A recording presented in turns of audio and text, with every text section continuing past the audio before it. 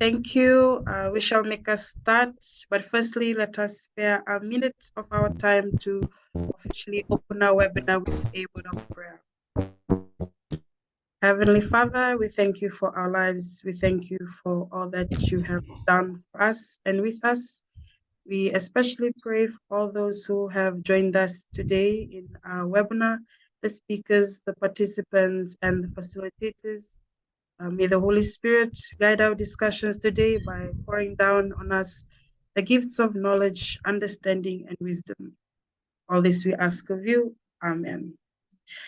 Warm Pacific greetings, Bulavinaka, Maori, Kaselilia, and welcome to the webinar 2 of the Pacific Youth Forum on Sustainable Tourism. This is a virtual youth forum dedicated to hearing and promoting the voices of our young people around the region that are working in the sustainable development of our tourism industry of our lovely Pacific region. My name is Lucia Matarikula. I'm the project assistant under the Division of Sustainable Tourism here at the Pacific Tourism Organization, SPTO, and I will also moderate the sessions in today's webinar. Just some housekeeping rules. Please mute when you are not speaking, and if you have any questions, please use the raise your hand function or put questions on the chat, and do not record without our permission. Naka. The theme for this youth forum is steering sustainable tourism, promoting Pacific youth voices in co-creating resilient destinations. As we all know, the Pacific region is susceptible to a lot of external and natural forces such as climate change, natural disasters, and even pandemics. The chances of such things, of these things and these events of ever stopping is slim to none. Therefore, it is important for us to build and develop a resilient destination. A resilient destination are destinations that has the ability to adapt, learn, and self-organize after disasters. And since tourism is such a cross-cutting sector, to be a resilient destination is part and parcel of sustainable tourism. The Pacific Youth Forum on Sustainable Tourism is a two-part webinar series that highlights the PSTPF, which is the Pacific Sustainable Tourism Policy Framework, and it is a roadmap on how we would like to achieve sustainable tourism by 2030. It envisions that by 2030, we are empowered by and benefiting from tourism that is resilient, prosperous, inclusive, and improves the well-being of our communities, also protects, restores, and promotes our cultures, islands, and ocean ecosystems. The PSTPF indicates 4 clear goals that helps us get there by 2030. And in our webinar series, they are equally distributed in both of the webinar series. And today we will highlight 2 of those goals, which are the thriving and inclusive communities, as well as the healthy islands and oceans. So without further ado, I'll now give this time to Christina Lealengale, the manager of the Sustainable Tourism Development Program here at the Pacific Tourism Organizations, to just give the SPTO remarks. Naka.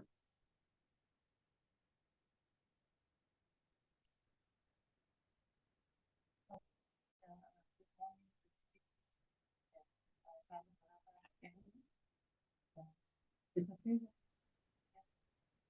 I think Lucia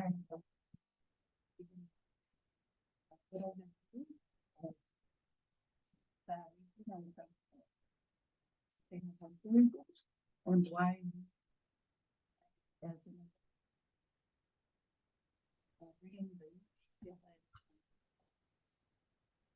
a way to discuss sustainable but also prepare ourselves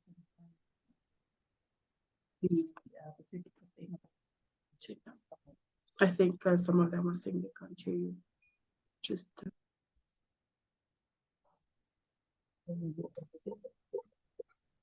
yeah. Okay, sorry about that, everyone. So I'll start again. Christina here from the Pacific Tourism Organization. Hope you can hear me now. I'm here to really welcome you to the second webinar, and I thank all of those of you who contributed to the last webinar that we had last week on World Tourism Day. It's a pleasure to be here on behalf of the Pacific Tourism Organization CEO and management and staff. Welcome, and thank you for taking the time out of your busy schedules. I do understand that the role of youth is very critical to the development of tourism in the Pacific. Lucia had alluded to the aspirations that we have as a region and the way we develop tourism and the way we plan and the way we manage tourism. Some of you may still be trying to understand how you can contribute to building resilient destinations within the region, within your own countries. Now, this is a perfect opportunity for all of us to understand each other, for SPTO to share what we have in store in terms of regional aspirations through the Pacific Sustainable Tourism Policy Framework that has already been endorsed by our leaders or our ministers of tourism in 2021.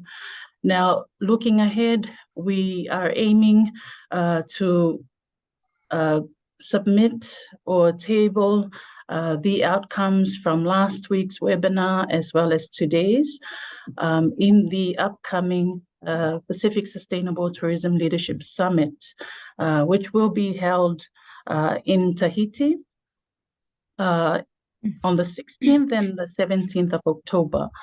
Now, unfortunately, we do not have resources to bring all of you to Tahiti, but we do hope that in the coming year, we shall be able to have a physical youth forum to further discuss the role of youth in the development and planning of tourism in our region.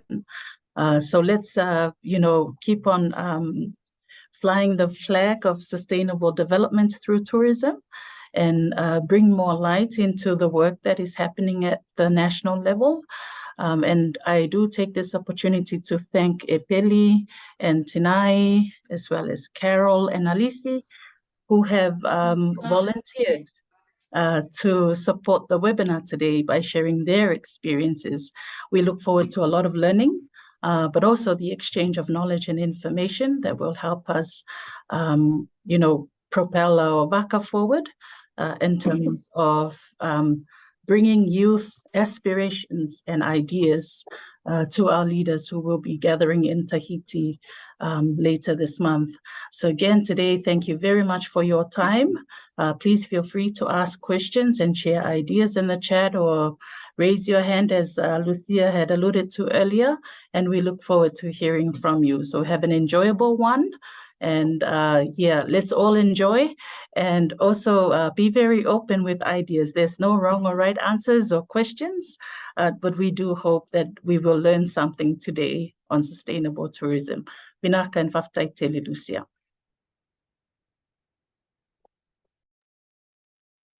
Nakatina, now we shall jump straight into session 1, which is on thriving and inclusive communities, which sheds light on how tourism can support the empowerment and well-being of our communities. So our first speaker is Epeli Asaro. Epeli Asaro is from Drave, which is on the second biggest island of Fiji. He is the project coordinator for the Vuondomo Sustainable Development Plan for the next 5 years, and he's also the managing director for the Moni Vatu Trails, which is a community-based business initiative. And here he will talk about the contribution of youth to community the indigenous tourism opportunities in Fiji and what communities really need. Naka Epeli.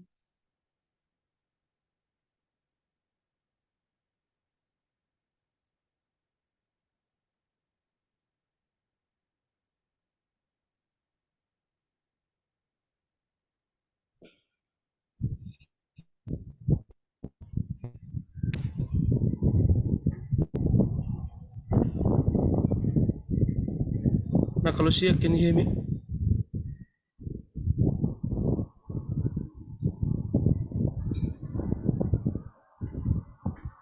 Hello? Yes, Epeli, we can hear you.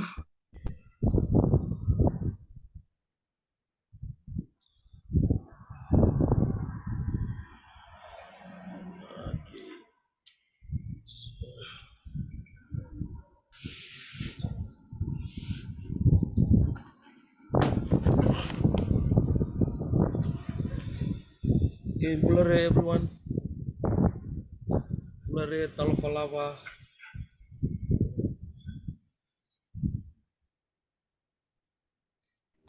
Talofa.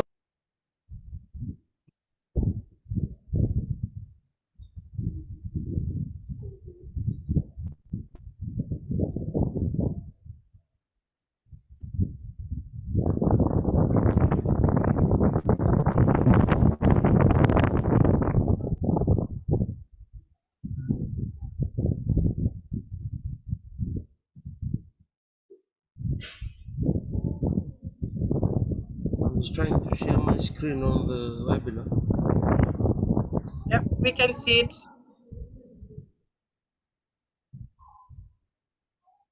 We can see it now, Epeli.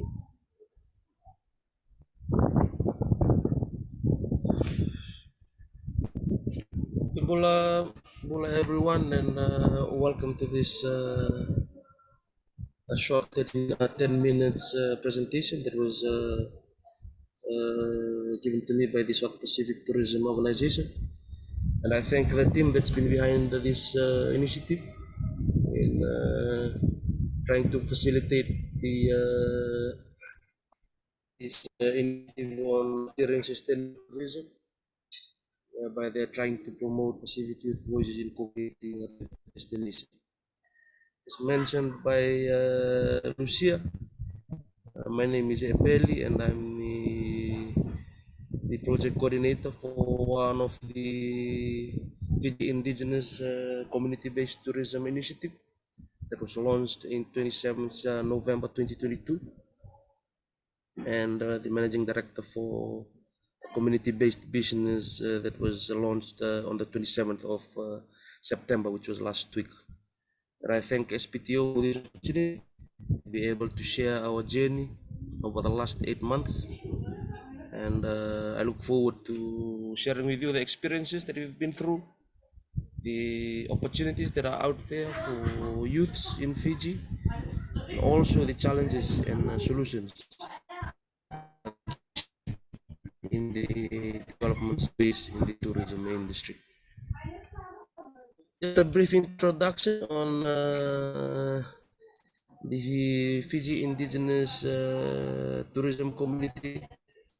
Basically, we have reached that has the potential to be showcased in the tourism industry.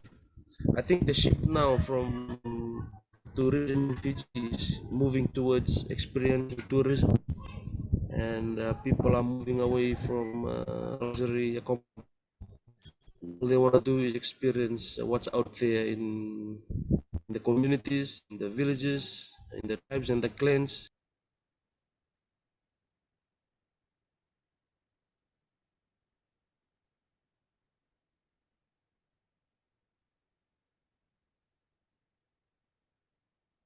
Okay. Okay, while we are still trying to get off, Epeli's back online.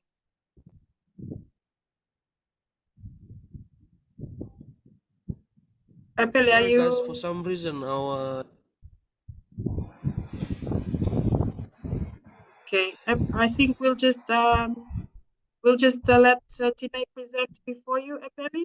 Is that okay? And we can try and sort out the connectivity issues whilst Tinay is presenting.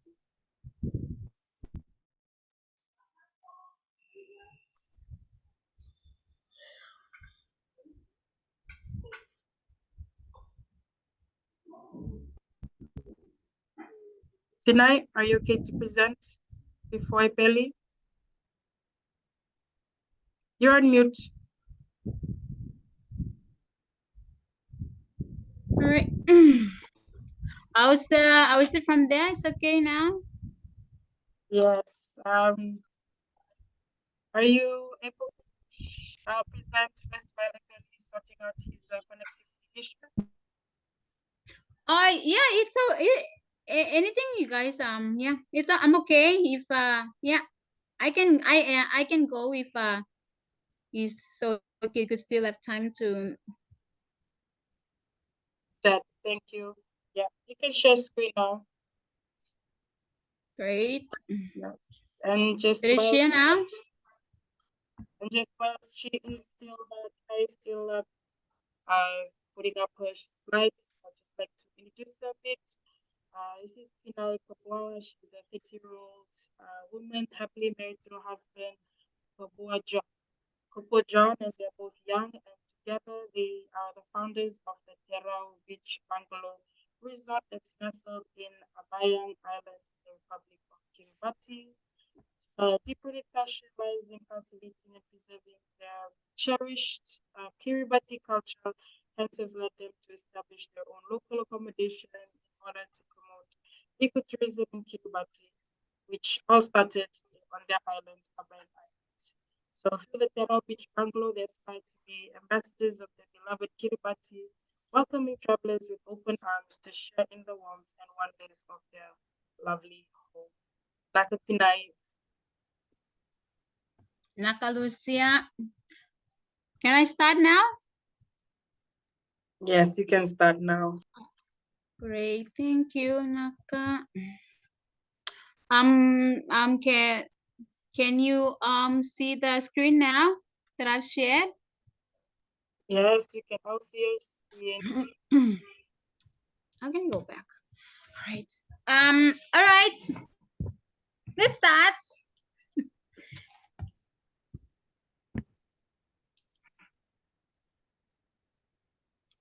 So before I start, Neri everyone, Kulavinaka, and hello to you guys. And my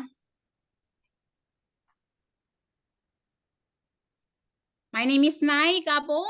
As she already, Lucia mentioned about myself. So yeah, I'm the co-founder of Terao Beach Bungalow or Terao Enterprises business. And yeah, they're located in the Bayang Island in the Republic of Kiribati. Before I start on, I would like to acknowledge and give thanks to SPTO that they can give us a very good opportunity this time to share our stories so we could be heard today. So my presentation based on the youth contribution to community development through ecotourism in Kiribati.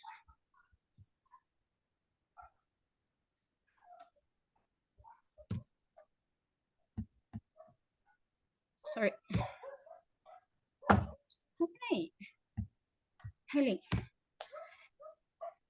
As I've mentioned, I'm the co-founder of Terao Beach Bungalow or the business. But let me introduce you the main guy or the main founder of Terao Beach Bungalow or the Terao Enterprises business is my husband, Gabawa John. So that's us. And yeah, he is my mainly mentor, is a main advisor and a life partner to drive us in this business, and I'm just here to support him in every innovation or in every ideas that he wanted to establish for our business. I'm already here to support him in everything he do.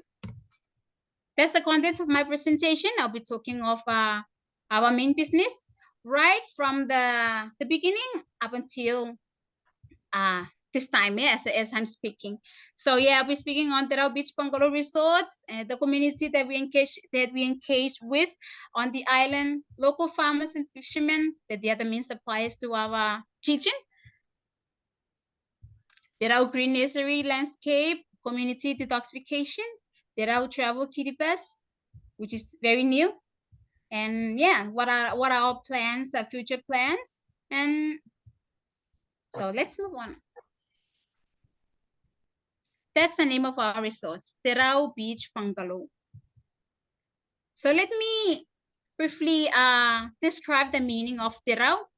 Terao is a local word that describes a thatched roof, peace, and conservative. That's in our own words. So we pick Terao because we don't want to move away from our culture. We want everyone to, especially travelers, to see the real the real Kiribati in what we do. So it was established in 2013 with the assistance of our family and community participation. So yeah, so far it's been 10 years now, and it was so it's been going well. As you can see, the overwater bungalow, it was built from two main native crops or plants that we have here in Kiribati. Coconut tree, we call it a tree of life, and the bandanas tree. That's the bandanas tree is our mother plant. And it was located in the heart of Tebero village in Abayang Highland. Tebero means a native fig. So Tebero is like a tree that, it's not seasonal. It haven't had a seasonal fruit. It always give fruit every time. So when we ran out of the breadfruit tree, the coconut tree, other things that we have season, we come back to the bit of the plants. So that's and we are located in this village. We strongly say that we are true Kiribati.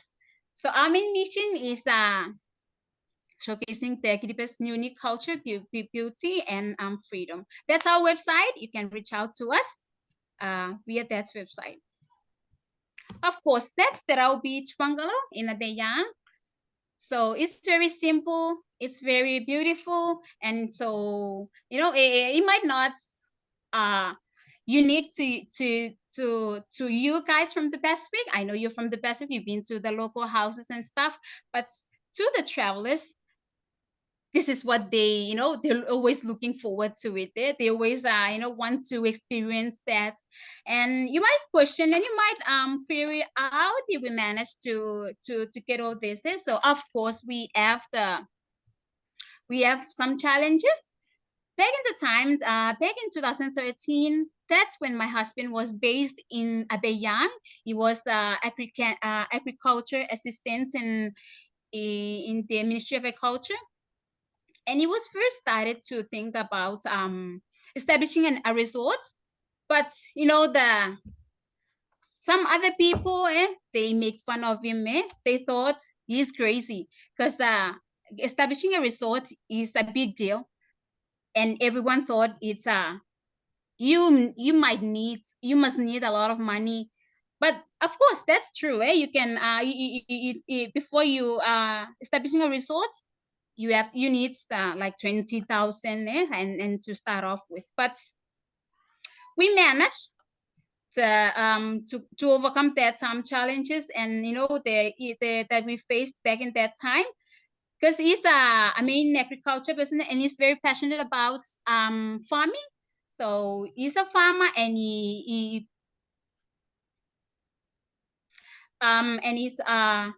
mainly started off with planting cabbages, tomatoes, and sell out. And from that money, we use it for establishing the resort, starting from 2 bungalows first. The money had it. But the main thing that's more expensive is having the bathroom, the toilet with the ceramic tiles and fancy stuff. But yeah, we managed with the help of our families and community people that they help build our resorts. So in the end of time, we start, we like a barter system. They help us in this in building, and we give them other in return. We give them things that they need for their business, for their church contribution, or like that. So that's Ubantemeni community engagement. That's the very first community that we established back in Abayang.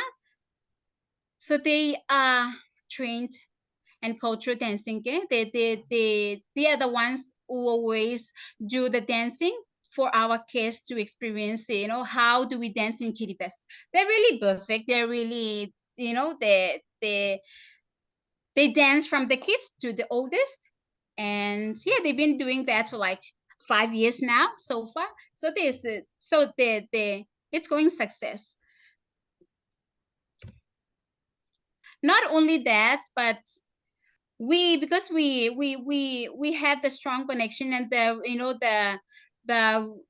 strong connection with our farmers and our fishermen, and they managed and they really supported us. They sell us their fresh fruits and vegetables from the garden, and their the catch, the lobsters and fish, and they're the main suppliers to our kitchen.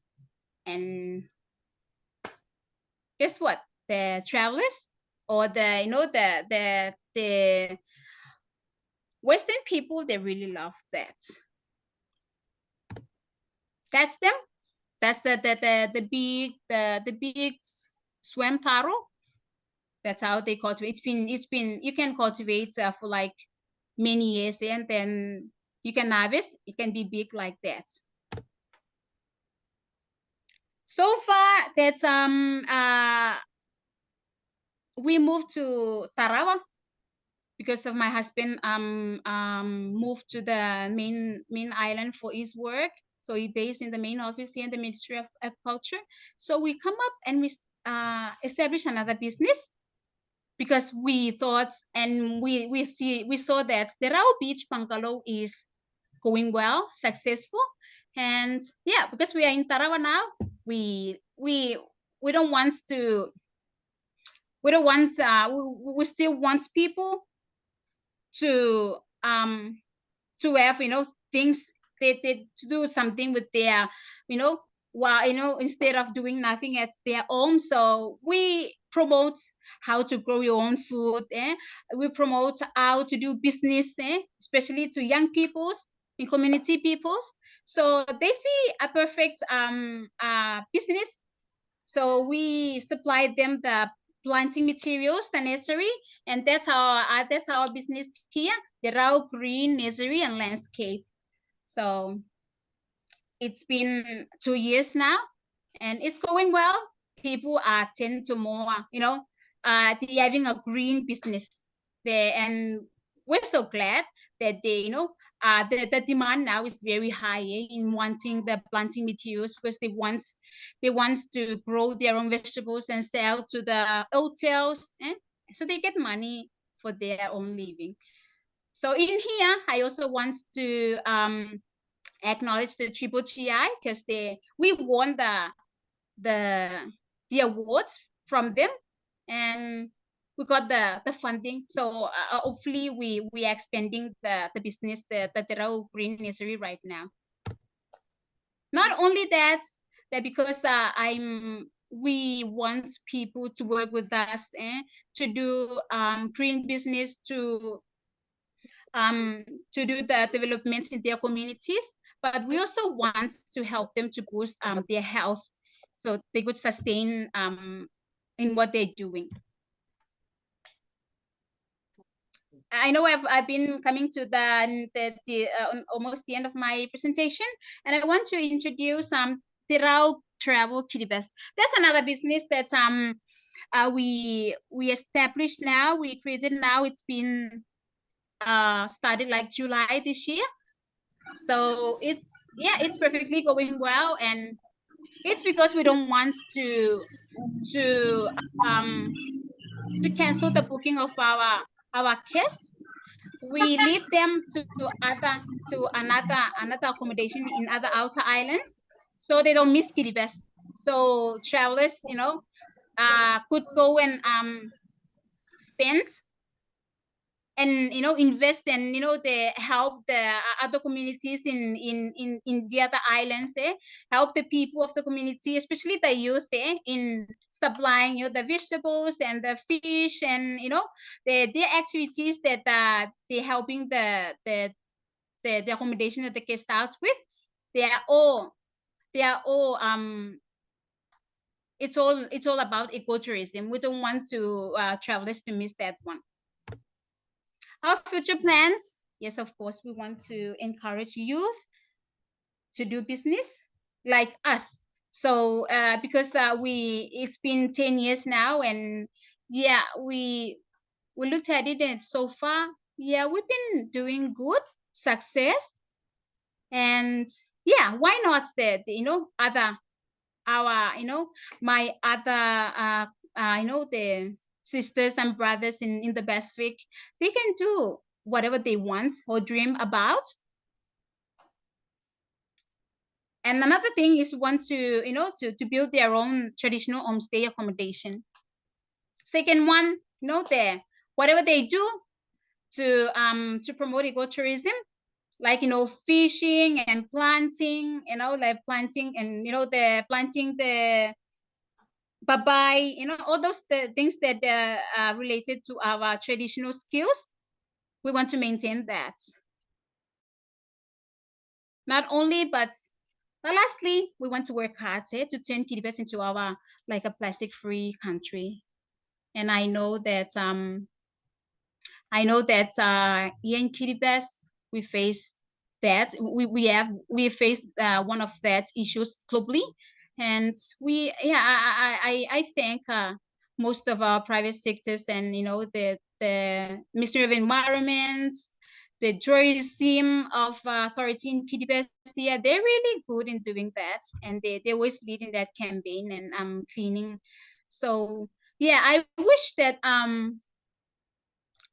the Pacific leaders, maybe they can have that they invest in young people to train them to not maybe not giving the financial support, but train them and building their capacity like what they're still doing. Yeah, so we could make our country, especially in Kiribati, is still a paradise, as it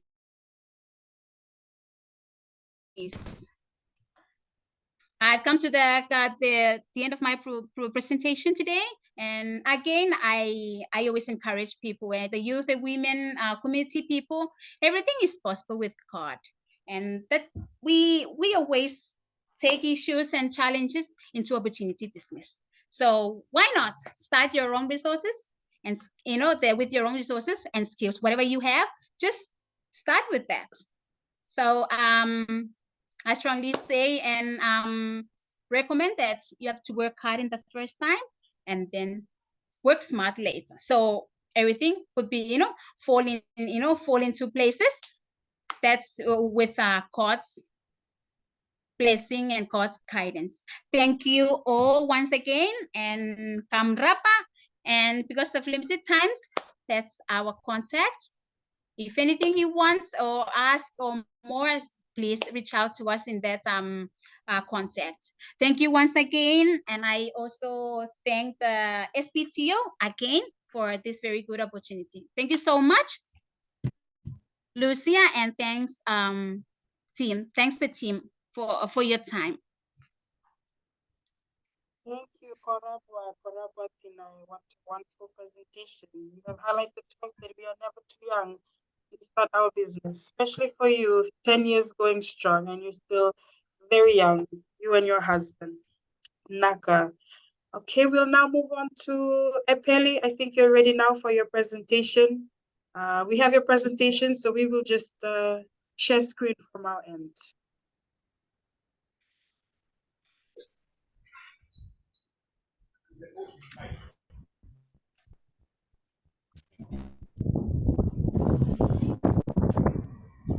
Okay, let's just give this some time for us to share screen.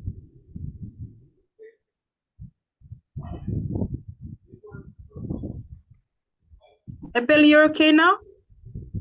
Hi, Lucia, do you have We have it. email We're with the about to. presentation? You want to share it or do you want me to share it? We'll share from our Okay, end. thanks. Okay. Okay, Vinaka. Guys, I'm having in network issues in Sabu. I hope you all understand.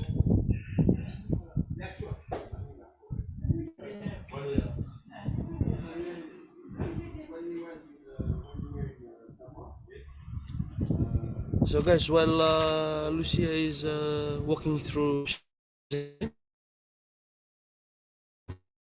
Manawatu Trails company and the people of Manawatu, to thank SPTO for this opportunity. I've been asked to speak on indigenous tourism opportunities in Fiji, and likewise for all the other Pacific countries. They are now involved in tourism and are moving towards sustainable tourism practices. And I've been given 10 minutes to speak on this topic. And the focus of what I'll speak on is what communities really need to venture into sustainable tourism practices.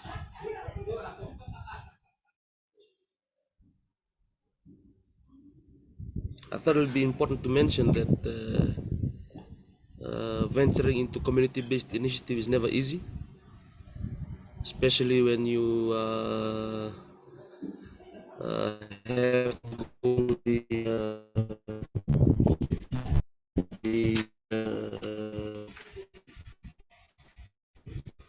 the cultural barriers and the cultural norms in our tribes and clans.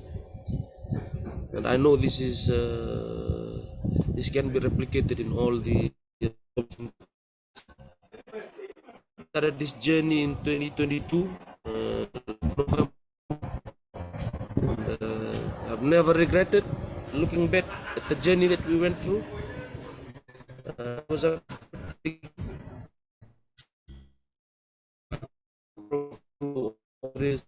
goals, and I'm sharing these experiences with you today because we had achieved a major success in the launch of our first ever community-based tourism business initiative. And, it was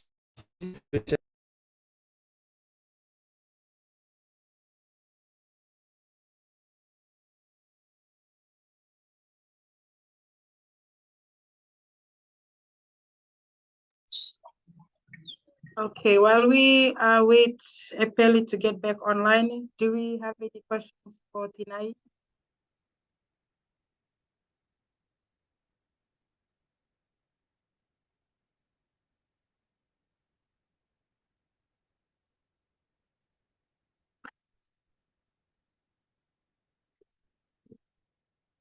Tinai, are you still online?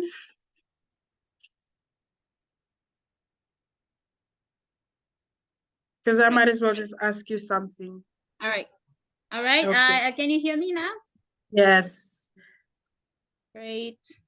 Okay, we have a question from Isikeli. What is the cost for the Mbure, your thatched homes, for the homestay business? Whoa, so sorry. What is the cost for staying in one of your thatched houses? All right. Thank you for the questions. Yeah. It's for all your information and the question. I mean the any queries that you want to ask for our business. It's all in the website, like that I've shared, and yeah. But yeah. The cost we charge $70 per person per night. So that includes the breakfast and the accommodation. And that's in Australian dollars. Yes, we in Kiribati we use Australian dollars. That not good. I think another question here is since local communities, they choose to be supportive of tourism that are enjoying hosting visitors there and cultures and traditional life, and to retain it and for it to be respected always. How can young people contribute to the development of these unique and high quality tourism destination experiences, especially in the Pacific region? Trying to promote your product as well as trying to preserve your culture and your environment. What do you think are some ways that young people can contribute to this type of development? Sorry, Lucia, can you come again? It's not really clear Okay, what you so asked. I'm sorry. no, since your tourism operators, they would like to provide tourism that's not only memorable, but they also like for the visitors to preserve their culture as well as maintain the environment, keep the environment.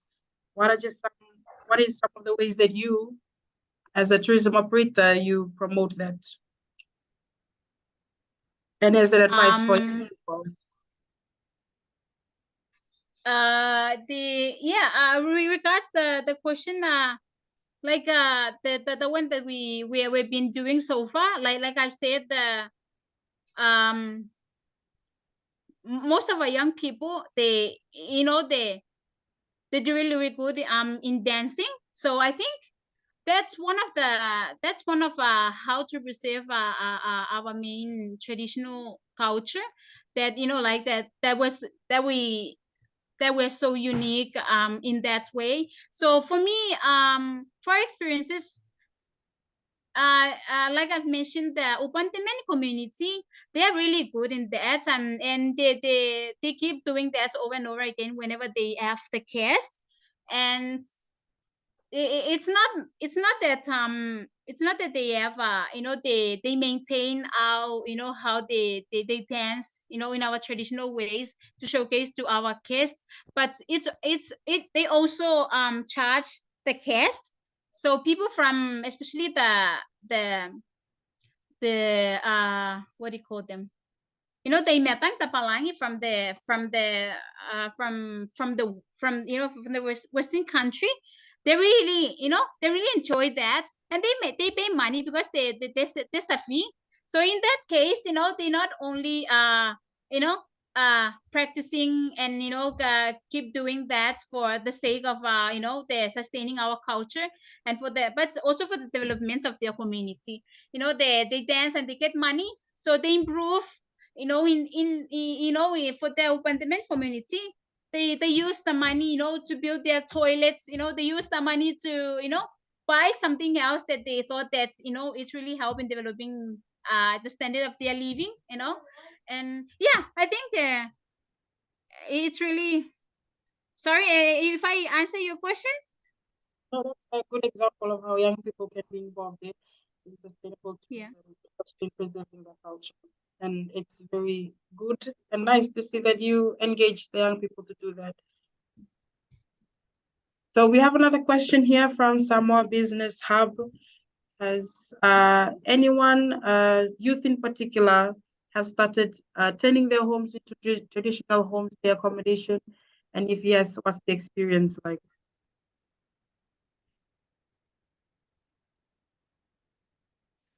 So sorry, what about the homestay? So has anyone, especially the youths in particular, have they started turning their homes into the traditional homestay accommodation as well? For the time being, it's not, like they haven't like turn their homes into homestay yet. But back in Apeyang, the thing that's because we want to promote how, how do we do in Kiribati, we just arrange our guests to visit different homes, especially a particular home, especially maybe we arrange maybe the some youth from the one household to, to take the guests to go for, like, the night fishing, the net fishing in the night. And yeah, that's, it's really fun for guests. But that's what we are thinking, that's because sometimes, and we come to the time that we are fully booked, so we thought about, taking these people, instead of canceling their booking. We invited them, we have reserved their reservation, but we want to put them, in in any home that's, we thought, they really spend like maybe 1 or 2 nights, because they always stay for like that. It's not like a week or month, it's just a short stay. So in that case, the experience, but what I'm suggesting is that, with the help of the tourism, they want to, they have to train these guys like they train us tourism operators. So we want them, these youth, especially the youth, because they are young, they can do everything. So they're young and strong, and yeah, we want them to be trained, well trained, how to do, their housekeeping, how to do the taking care of the guests. So yeah, we haven't done that yet, but we thought about that because we already set times and we rearrange that for kids. They really enjoyed that, like going out in the middle, in the night, because maybe there's a season for a particular fish, so they have to go during the low tide, maybe 11 o'clock in the night. So yeah, that's how we come up with those kind of ideas. Homestay must be a thing, like it should be done not only in Philippines, but you can do in the Pacific, in Fiji, in Hawaii. I'm sure you have a nice homes in there. So yeah, I think for a young person, for that you can do that. Thank you for that one tonight. We have a few more questions in the chat. I request if you can respond to them directly, or we will have time at the end of the webinar to answer these questions. Without Thank you so much. I will dive into the next session on healthy islands and oceans. So thank you tonight for your wonderful presentation. You're welcome, Lucia. So we now proceed and dive into session 2 on healthy islands and oceans, which promotes tourism that accelerates climate action, protects our ecosystems, and supports resilience. Our first speaker is Alice Rabukawanga. She is not a new face to the climate resilience field. We've all known her as the Miss Pacific in one time there, and she hails from the province of Bua with paternal links to the Kondrove. So she's a pure Vanua level breed. She is a marine science graduate and works as a marine projects officer with the International Union of Conservation of Nature. And for today's presentation, she will be drawing from experience as a climate advocate and Pacific climate warrior, and working as the coordinator for the Mbua Urban Youth Network collectively for the past 10 years. Naka Alice, I'll give this back to you.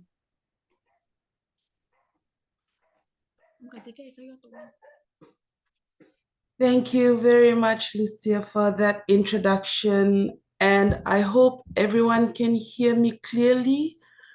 Just a thumbs up would be okay. Okay, cool. Yeah, so I'm very excited to be a part of this, and just looking at the two previous presentations that have already been done, I feel very underprepared. I did not have a presentation done. I thought I would just speak, probably just to give some background. When the team at SPTO reached out, we had some initial discussions about this webinar and speaking. I was asked to speak on sustainable tourism in climate emergency response. And it was very interesting for me because it's very new. It's a bit to the left field of what I would normally engage in. But, as we normally do from Bua, we're like, challenge accepted. We'll do this. Let's see where this little journey of ours would take us.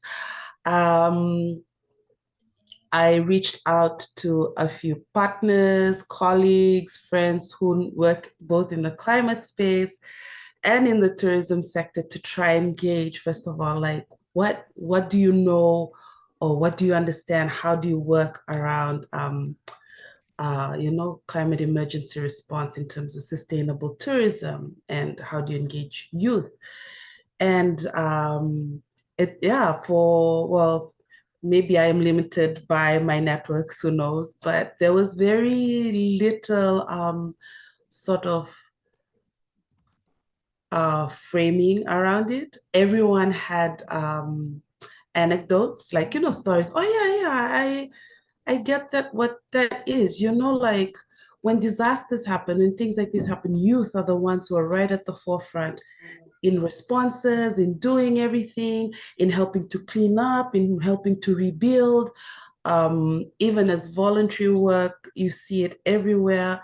And so there were all these anecdotes and all of these little stories, but no proper framing of this is the way, we respond to emergency disasters in sustainable tourism. Anyway, that's just sort of the preface of just me sharing with you all today. And so it excited me, not because, there's nothing there, but because this is an opportunity, right? As we often do with young people, we are the ones that identify these areas, and we are the ones that create these opportunities that would then benefit not only youth, but also all of us. But yeah, that's sort of just like the back end explanation of sort of the discussions of getting into this. But probably to start off, just from my introduction, you might have heard that Lucy had mentioned I am part of the Mbo Urban Youth Network. And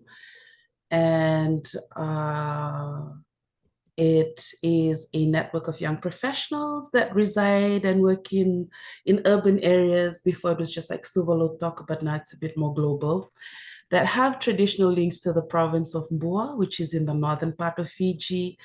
This network has been around since 2007. It's really committed to ensuring that our villages, our kinfolk, our traditional networks benefit from our education, our professional networks, and our experiences in sort of the outside world, and bringing it back home, bringing it back to Rāwhanua. And, we're very clear as well on our values around passion, unity, dignity, stewardship, harmony, rule of law, and also faith. Faith is an important thing. And, as I'm sharing about this, I promise I'll make the connection on how this youth network connects to emergency response as well as to tourism. We will get there. But one of the things that, we're best known for in our work was our advocacy on Indigenous rights, particularly with the, United Nations declarations on the rights of Indigenous people. Another important one is on free, prior, and informed consent. And when you look across our broad network, we have skill sets on policy, research, program advocacy, social empowerment. We have scientists, we have those who work on climate change, law, governance, even our artists who do art design, media and journalism, women and youth development, finance, administration, construction, forestry, industry and health. And then as I was like listing out all of these, I was like, tourism, like who specifically from tourism do you have? And, it was an interesting gap to also note. But that's why, again, coming into this space to speak, I didn't really come in to offer anything to say, this is how I think you should be doing it, but really just to share, this is how we've been working as youth in disaster and emergency response, and how do you see collectively have a discussion on how you view sustainable tourism fitting into sort of that puzzle of work. And so in terms of climate change and DRR work, just stepping away from tourism and youth for a moment, just talking about climate change and disaster risk response or disaster resilience. Part of our work started in 2012. It was around bauxite mining. It was happening in Nawailevu. And, it was our findings and our research was related to food insecurity, loss of livelihoods. And then we partnered with different organizations to help villages in relation to natural resources and education and helping to empower them, looking at alternative livelihoods. And so while the story of how we came into it is different from, like when you look at disaster response, like cyclones and all of these things, it remains the same issue in a village, in our community. It's still about food insecurity. It's about loss of livelihoods, and it's about helping them get their footing back. So how can we do that? And so for us, at the base, the issue is the same. The communities, their resilience, helping them to get back on their feet, it still remains the same, whether the issue is mining, logging, whether it's overfishing, a cyclone, it's still the same. And I feel like even around the discussions and, personal opinion, when we talk about sustainable tourism, helping them get back, as an emergency response, I think some of these base issues are still the same. And so for us, when you think about cyclones, right? Or disasters, when Cyclone Tisiasa hit, I'll use the latest example. It hit Mbua, it hit one of these villages down here. And for the past few years, they have been working to try and get back on their feet. In doing that, one of the key things we found was that their homes were literally destroyed. And they needed to have a home to stay in, first of all, before you could get to the other things, right? Priority, you have to prioritize needs. You need to have a roof over your head, a warm bed to sleep in. You need to know where the water is coming from, where the food is coming from. Have all these basic needs met before you can go on to other things. And for us, it meant working using traditional structures in the villages, which are strong and functioning, working with the Vanua, working with the government, and also our youth networks, because, there's nothing more direct than family, right? I think that's one of the strongest connections for us, is because it's literally our family that we're helping. And sometimes you can bypass all of the sort of bureaucracy and everything to get straight to your family to help. And that's how we were able to do that work. Using all of these systems and structures already in place to then reach them, but then doing so in a way that is useful to them first. We find sometimes when we are dealing with these responses, we have an idea of what the priority is. Oh, we should do this and this and this. But if you go and listen to them, it's probably very different. And oftentimes, what they're prioritizing and asking for is what your project or your activity or your budget cannot cover, Like you want to come in and say, oh, we want to help do a cleanup and everything. And the community is like, actually, we're good with that. Our youth are good. What we really need is help rebuilding our homes. What we really need is to replace the boats that were lost, the engines that were lost, so we can continue our fishing. What we really need is to fix the roads. And it's always been a very interesting process for us. And so in that way, coming into this forum and this discussion, one of the things I wanted to offer was that we understand how our communities function and how to help prioritize work. And then when you're looking through the lens of sustainable tourism, it then becomes an open discussion amongst all of us, which I'm very interested to hear more as well from others. Like, how do you view it? Another interesting thing I wanted to point out is that tourism is not a big economic driver from my province. It's I think it would be more so for the western side of Fiji. I think it would be more for other parts of Fiji, maybe in Savu Interview, in that part of Vanua level, but not so much Mbua. And so when you look at the country as a whole, it is a tourism destination, right? Fiji is a tourism destination. But when you come and look at the different provinces, it's not so much the same. And so we don't exactly qualify in some senses in the discussion around that. We do have, great diving spots. We do have areas where tourists come in to visit, specifically in Kumbulau, in Bua. But, trying to make that connection of, we have these local areas that like the Namena Marine Reserve, you know, it's arguably one of the best dive spots in the world, has been under marine reserve protection by the Vanua Kumbulau for, I think, many, many years now. And how can they be assisted to continue to sustain that for that level of tourism, but also understanding that when things like cyclones hit, you know, the destruction, the value of it is far higher than they are able to recoup from the business that they have in their diving industry.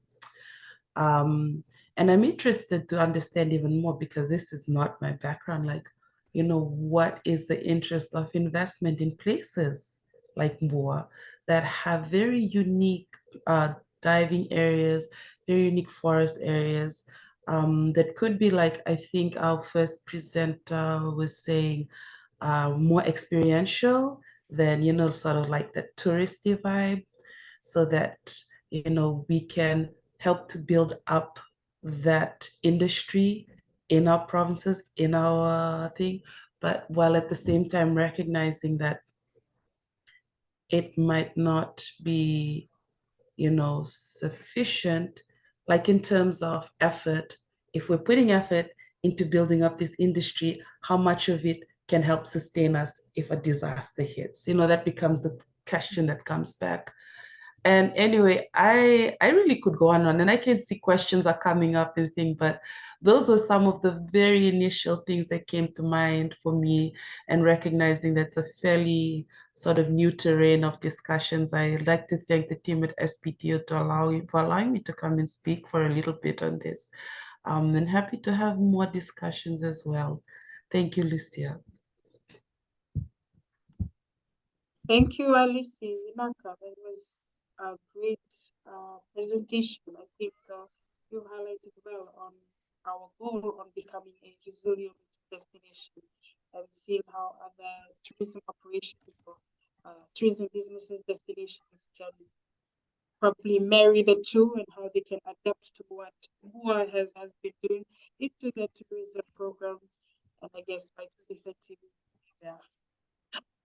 Okay, thank you, Alice. Now we shall move on to our next speaker, Carol Ann Carroll.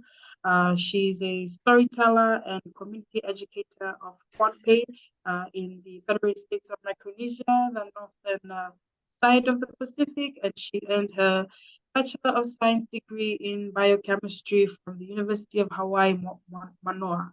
Professionally and creatively, Carol Ann leans into the intersectionality of her identity in Indigenous science, health, and civic advocacy to develop narratives of empowerment for the Micronesian community in Hawaii and the wider Pacific Island community abroad.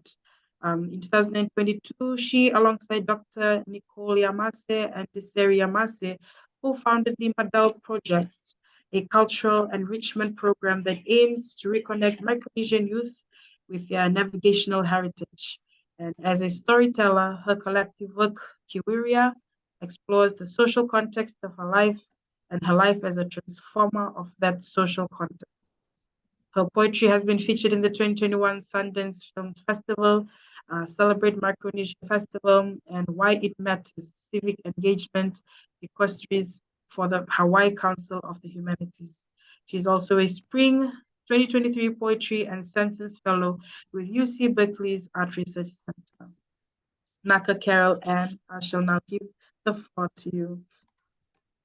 Naka Lucia, Iyang o Kasalelia, Moa, I humbly give my acknowledgements. I acknowledge the creator and their creations. I acknowledge the lands that technological advancements allow me to exist in simultaneously right now. My granduncle and auntie, the islands of Fiji, and the grandmother who adopted me, Hawaii. I acknowledge the people of these lands, their leaders, traditional, political, and religious. I acknowledge my presence as an offering from my motherland, Pohnpei. And as a mere offering, I thank you all and SPTO for this opportunity. When I was invited to speak today in this forum, I remember first thinking to myself, what in the world could I come in and tell you folks that you do not know already? Young and upcoming leaders of our region who are on the ground every day shaping the future we want to see. And so I continue to think to myself, well, what is the purpose of a storyteller? What is a storyteller called to do? And the word that describes the action of storytelling in Pohnpeian is batabat. Its root word bat in verb form means to plant. Other variations of the word like batokata mean to establish, to give a historic account of. And so the focus really is on history and recall. The purpose of the storyteller is really to plant a seed in the consciousness of anybody who is willing to listen. Their goal with the stories they share is to shape how we see the world, how we describe the world, and how we move in the world around us.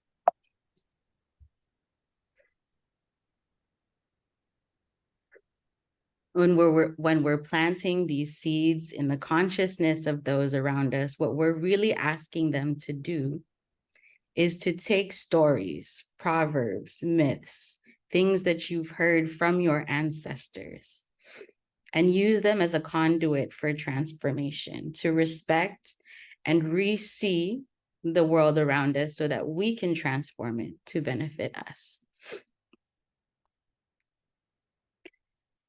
When I created Kawarwar, my online platform for storytelling, my main goal was really to remind my community of the excellence and the greatness that we come from. Take old stories, right?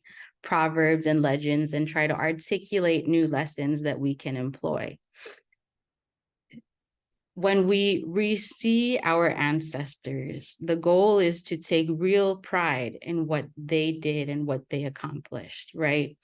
Our ancestors who were navigators, the original ocean explorers and conquerors, ocean people so in tune with the environments around them, they were one with it, building thriving communities for millennia, millions of years in a region that the West had only discovered but 500 years ago. And so today I want to share a story, paint a picture of hopefully how sustainability and tourism could look like. But before I get into that story, I have to preface it with an ancestral one, or else I wouldn't be doing my job as the storyteller. And so I'd like to share the origin story of Pohnpei. Mass, on the other side of yesterday, there existed a prophet on an island far out to the southeast where some of my ancestors say could be Koshai, some say could be the Marshall Islands, and some say could be Kilibech or Kiribati. Sapkani, this prophet, prophesied of a new home, a new island where he could rebuild. And so he gathered crew members, 9 women and 6 other men, each with their own skill, their own responsibility, their own magic, put them all on canoe and set off into the ocean. As treacherous as the ocean is, as we all know very well, they got lost. And on their way, they came across an octopus named Litakika, who I like to believe is the same octopus prevalent in myths and legends from Kiribati. The octopus would point them in the direction that they seek, helping them as they were lost. And when they went in that direction, they came upon an emerged reef. And on this reef, they built Pohnpei. The first thing they built was an altar. And after stacking all those rocks and giving thanks to the powers that be for helping them cross this immense and vast ocean, They then built the island on top of it. And they named it Pohnpei, which means literally upon a stone altar. And once this was established, they created this declaration that many Pohnpeians know as the Pilarera, which states, Wow Barakuyar Sapokikach, the seed of immense reverence for life has been planted on this sacred altar, Pohnpei, to perpetuate peace and unity for its people. 2. Rokoskosayayar Sansaletak. The people will speak with ease and freedom, not afraid anymore, for the gift of life is abundant and shared equally among all. 3. Ate kakie sang kakie young ar eopener. The people work together to create this accord, and with great respect and humility are bound by it. At no point in time shall one stray from this accord. 4. Kanroroki irabensap. The people are the proud stewards of this land and will protect and preserve it at all costs. Metawa kalala wiwiya sarama. The people will speak with great pride of the island's magnificent features and landscape and everything that makes it unique and different from any other land. 6. Patpatok patapen sapsarawi. The people will continue to speak with deference about and pass on the events and mysteries which shaped and made this great land, Pohnpei, through the generations. 7. Kikiyang pungmelel ong anikeka. The people will forever pay tribute to a higher being, Anilap, which guided and provided them with strength during their voyage to this land. And 8. Anaki pungyar sanamoitak sanger. The people will remember the destitution they endured during this voyage and will forever be indebted and hold profound value to this land, Pohnpei, and its natural heritage. Now that we have that story and that declaration of pride and independence fresh in our minds, now let's look at tourism and ecotourism. According to the United Nations World Tourism Organization, tourism is defined as a social, cultural, and economic phenomenon, which entails the movement of people, emphasis on the movement of people to countries or places outside their usual environment for personal or business/professional purposes. These people are called visitors, which may be either tourists or excursionists, residents or non-residents. And tourism has to do with their activities, some of which involve tourism expenditure. We've seen what island economies that depend heavily on tourism can look like, especially in the event that foreigners no longer have the ability to move, to visit the islands. For example, during the COVID-19 pandemic, when the borders were closed, places like Hawaii, where I currently live and work, whose economy is heavily dependent on tourism, were hit really hard. Natural disasters can destroy the industry with the snap of a finger. And like Alisi shared before me, tourism is not the main driver for a lot of our economies. And based on COVID-19 alone, it shouldn't be the main driver of our economies. And so for some years now, there's been a real push for ecotourism. Forms of tourism which have the following characteristics. All nature-based forms of tourism in which the main motivation of the tourist is the observation and appreciation of nature, as well as the traditional cultures prevailing in natural areas. It contains educational and interpretation features. It's generally, but not exclusively, organized by specialized tour operators for small groups. Service provider partners at the destinations tend to be small, locally owned businesses.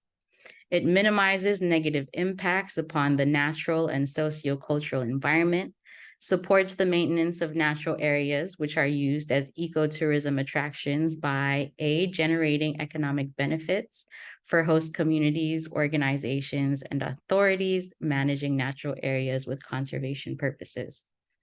B, providing alternative employment and income opportunities for local communities. C, increasing awareness towards the conservation of natural and cultural assets, both among locals and tourists.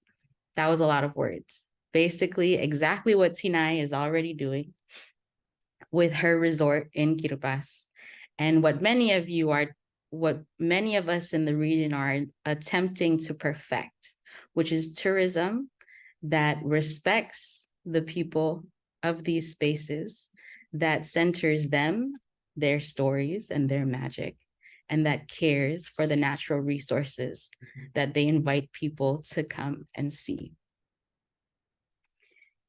At the root of it, when we're thinking about this story of tourism, I want us to focus on three major characters: the producer, the market, and the consumer. I want all of you to imagine what the producer looks like, what the market looks like, where they sell all of these goods, and who your consumer looks like. Now that you're hopefully imagining them either with your eyes closed or open, whichever you want to do, now I want you to indigenize all of them. Make them all look like you. Let's start with the producer.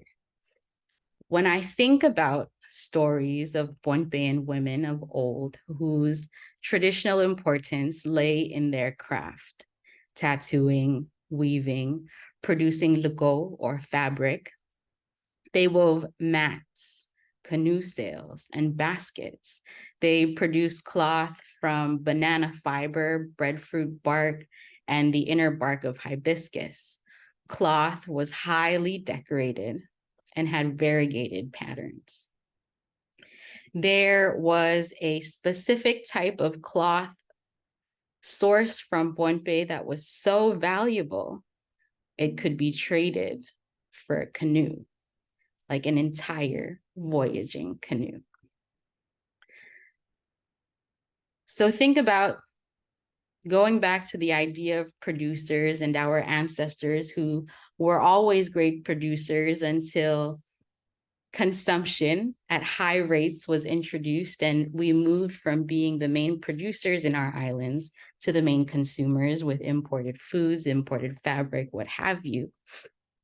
And I want you to imagine a thriving indigenous producer today. Let's imagine a clam farmer, somebody who grows pearls, a pearl farmer. Now imagine this pearl farmer had all of the resources that he needed to be an expert at his craft. This is a man who has studied the oceans for decades, understanding how the different ebbs and flow of the tides help shape the formation of the pearl in this clam. This is a man who sees a flower blossom up on the mountain and know, oh, it's time to go and harvest this product. Imagine you allowed him to be a seasonal producer, somebody who creates a finite amount of product and that can sell that product wholesale to the market. Now make the market indigenous. Make the market a local jewelry business that can source directly from this pearl farmer. And now this local jeweler has natural products sourced from a very specific part of their island with a story. that can only be told by that farmer and that jeweler, who is now going to transform the product into something that can compete on an international market. Some of the most competitive things on the international market as we know it are things that are seasonal, like pumpkin spice lattes at Starbucks. I really hope a lot of you understand or are familiar with the concept of pumpkin spice lattes at Starbucks. It's a very fancy type of coffee that is only available during the fall. And for some reason, everybody goes to buy it, but only for a certain amount of time out of the year. We could do that with our products. We could make them unique, high quality, rare.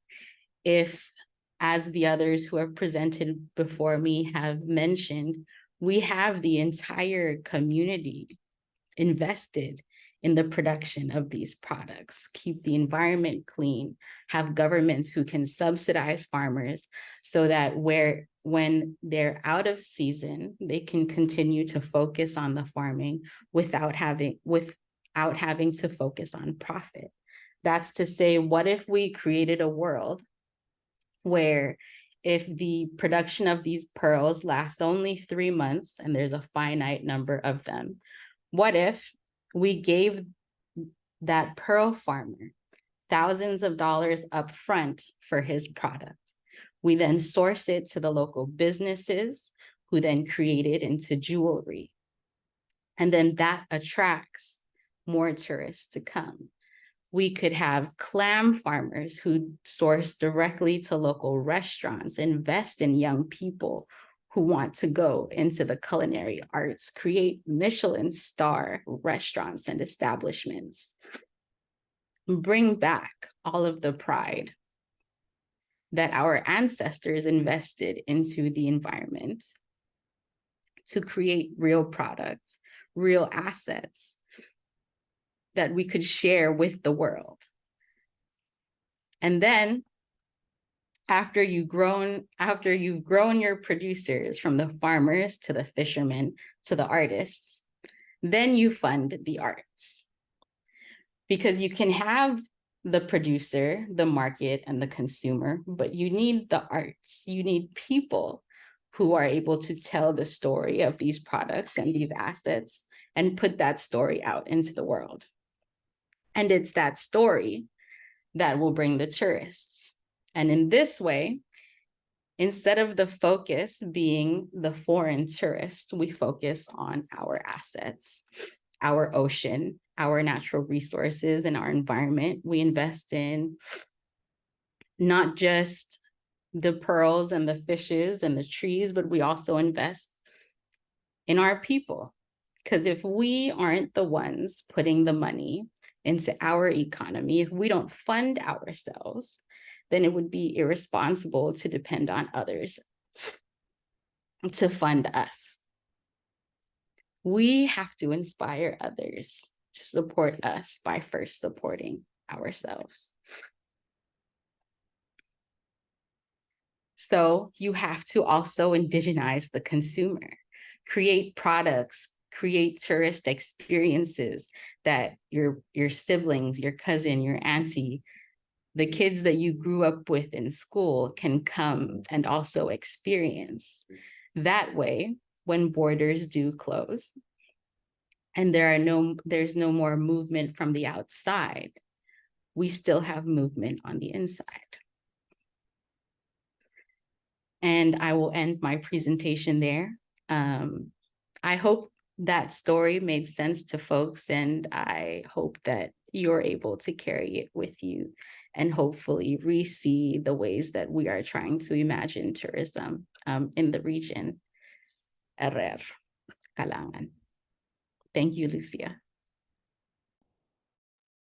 Thank you, Carol. And that was a very insightful presentation on the power of indigenous communities, taking the lead in tourism operations, especially the concept of producers versus consumers. I think we are now really stuck being the consumer, where we have the resources to be the producer and just to empower our own communities in taking lead into these types of entrepreneurships. And the concept of storytelling of our own legends and myths is a powerful tool that we can use in our tourism operations.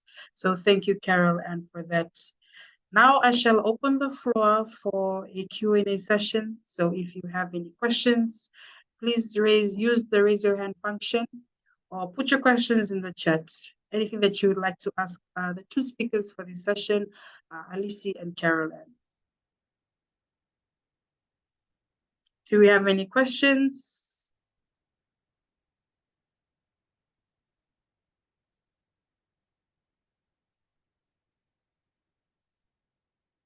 Okay, I see that Alice, you have been replying to the questions in the chat that were for you.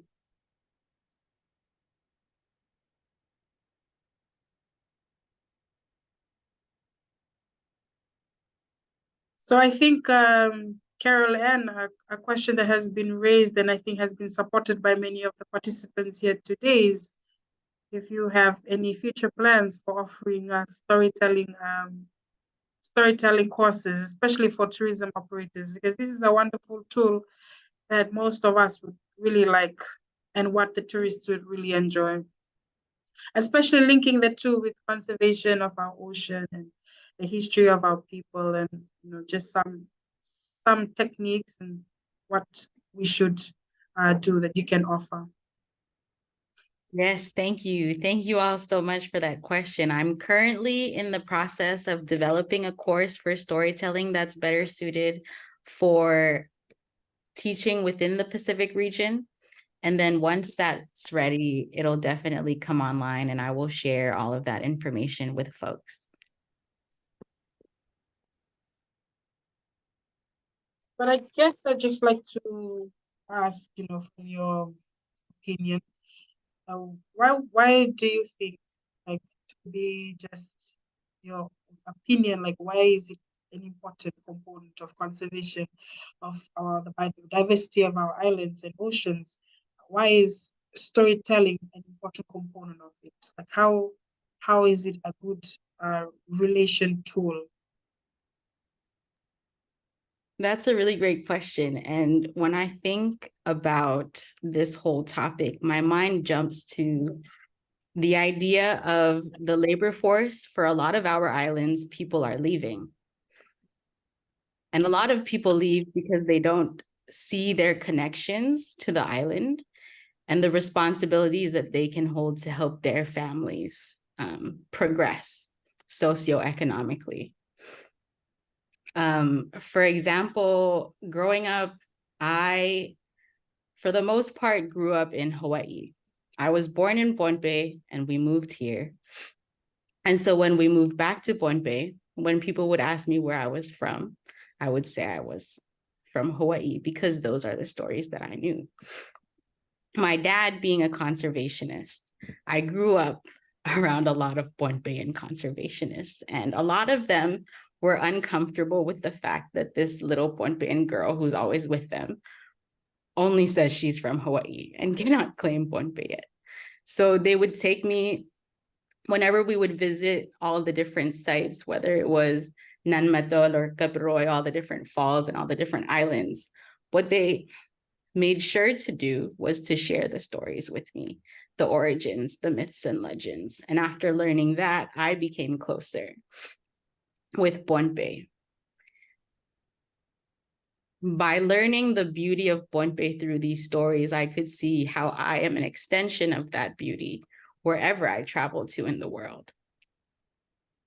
And that turns me, the youth, into an asset, somebody who, wherever they go, they will share those stories and they will inspire people, even outside of the region, to go and visit, whether that be other people, other Pohnpeians who have grown up abroad.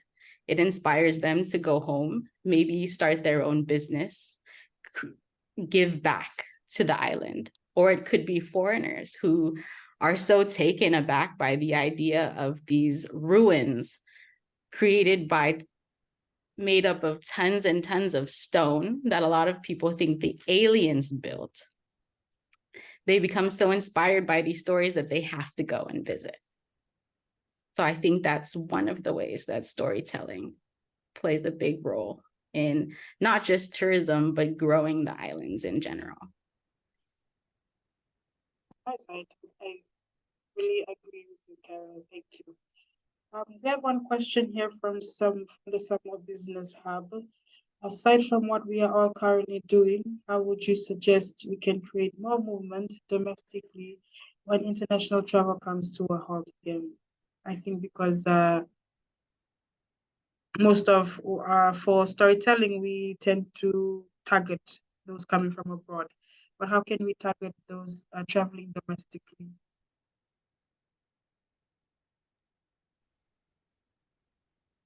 That's a very difficult question to answer. So I'm going to try to, from what I think, in my opinion, one of the ways that we can create more movement domestically is also the way that I shared earlier. Tell the stories to your youth.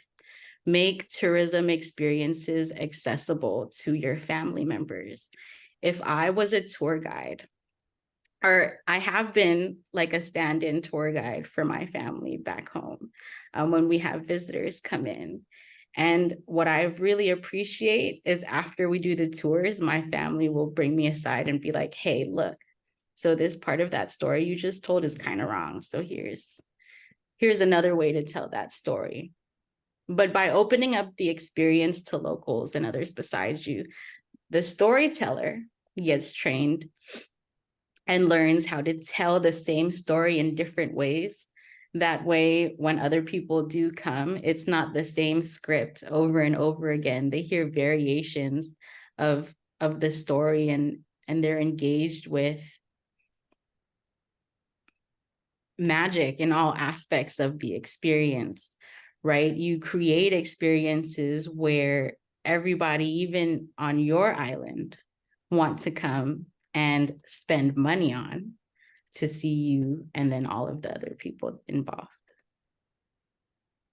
I agree, because also in terms of moving domestically, I would take an example of Fiji. There's 14 provinces. In each province, they have their unique experience. So what my province is, I'm from the south of Fiji, and where Alice is from, she's from the north of Fiji. They're very different. So I think just promoting that as well, and also we have different myths and legends. So that having a story on its own, having our own stories, that's something our storytellers can also adapt, because different places have different stories to tell. And I really agree with that, Carol.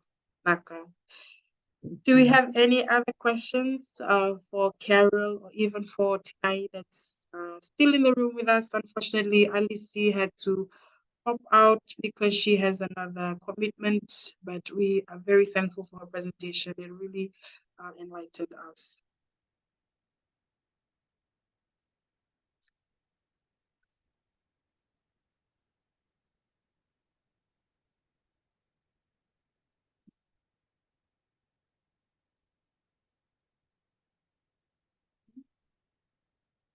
Okay, I think I'll have a question for both Carol and Tinai. If there are no more questions, I'll just put this up for them. How can young people lead the discussions on enabling best practices for visitors in conservation biodiversity tourism sites? How can young people lead these discussions?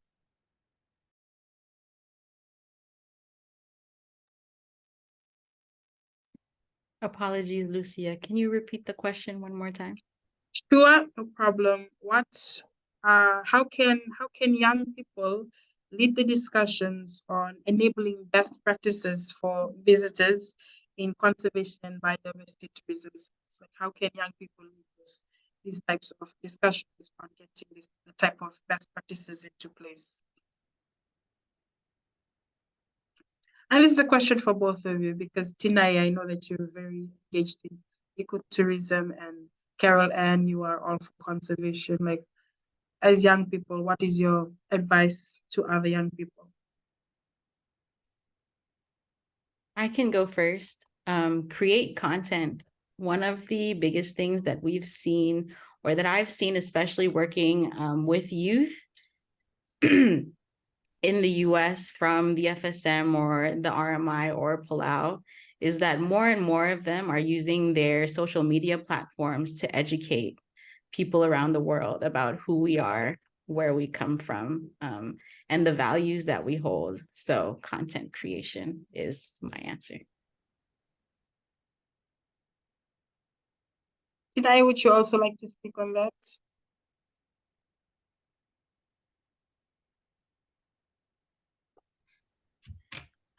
Thank you, Lucia, for the question, and thanks, Carol, for answering that. But yeah, I'm pretty the same with Carol, but yeah, emphasizing more on the youth contribution, yeah, and participation. I think as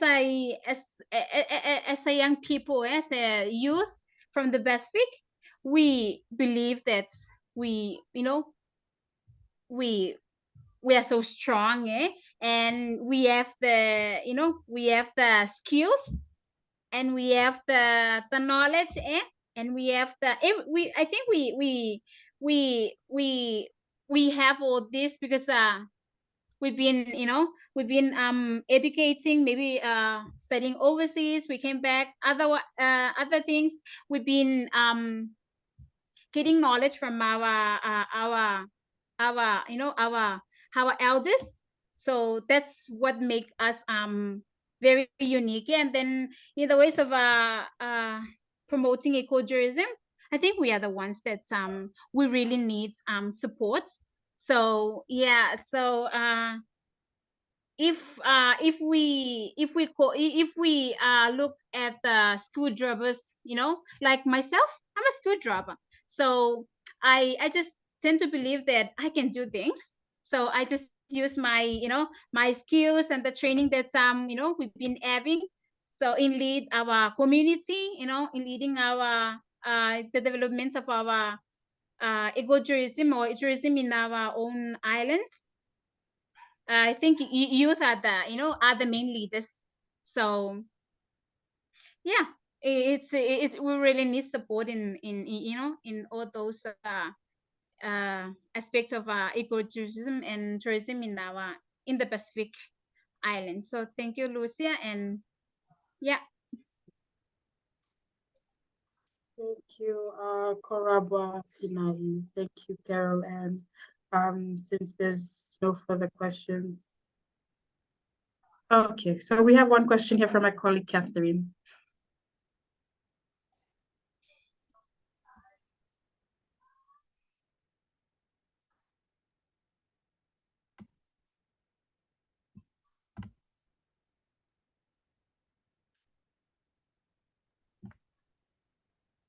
Sorry, hi. My question is for both Carol and Sinai.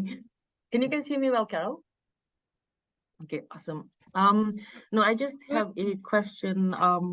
This is related to environmental conservation as well as climate action. In not only in Fiji but in the Pacific, it's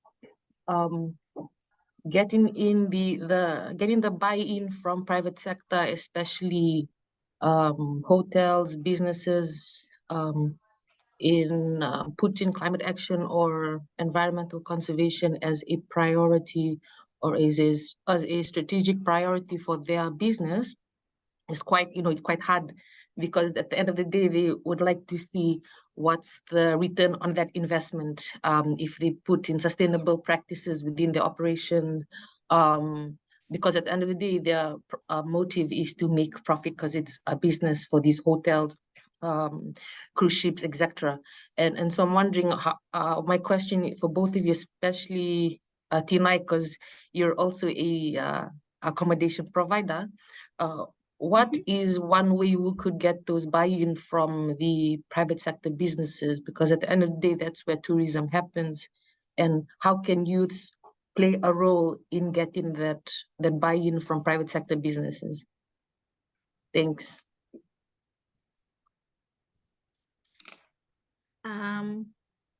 Sorry, Catherine. Can you can you ask the question again, please? Yeah. My question was, how do you get the buy-in from private sector business to invest in sustainability, environmental conservation, and climate action? How can you get these private sector businesses to start, investing in these sustainable practices? And especially at Tinai, because you're a accommodation provider, what are your insights into this, and especially how youths can help get this buy-in?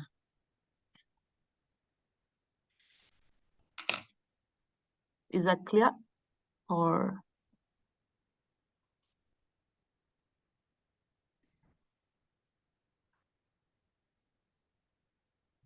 do you want me to repeat that question again, Tinai?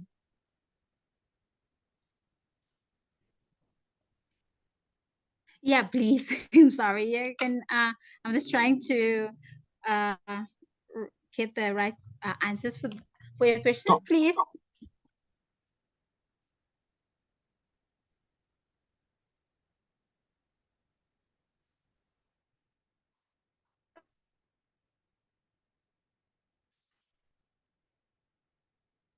It's actually for both you, Tinai and Carol. If you have any thoughts as well, Carol, to add on to that. Sorry, yes, I can add one thought, and this might sound very radical or very long term for folks. But one way is to take over the private sector completely. Put your youth, invest the skills in them so that they're the ones running the hotels and the cruise ships, and they're the ones who can control what sustainability looks like in all of the sectors. I say that because in retrospect, the FSM, for example, is only about 46 years old, compared to the US that's about 246 years old. That makes us toddlers in comparison to these countries who've had these industries for decades. And so if we can grow, if we can allow ourselves the time to fully develop a private sector where we're in control of it and not try to be the bunny in this race, but be the turtle who's slow, but very intentional with the ways that they try to form the government. I really think that we can create a generation where we're in complete control of the private sector and our sustainable initiatives.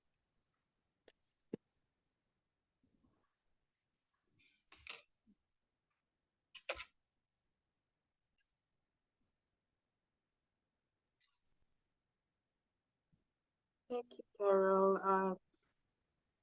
If that's all, I think we'll just conclude there. And with that being said, I'd like to thank the speakers for their wonderful presentations. You have definitely provided us with a lot of insights on the different components of sustainable tourism and how the engagement and empowerment of youth is a critical tool, especially moving forward and trying to achieve the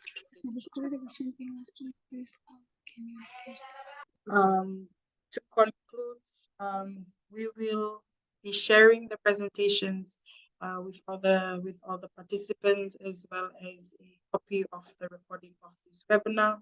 And if any questions, please do not hesitate to contact us directly, sustainable@spto.org. Nakapakalebo, and stay tuned for more updates from the Division of Sustainable Tourism team. Naka.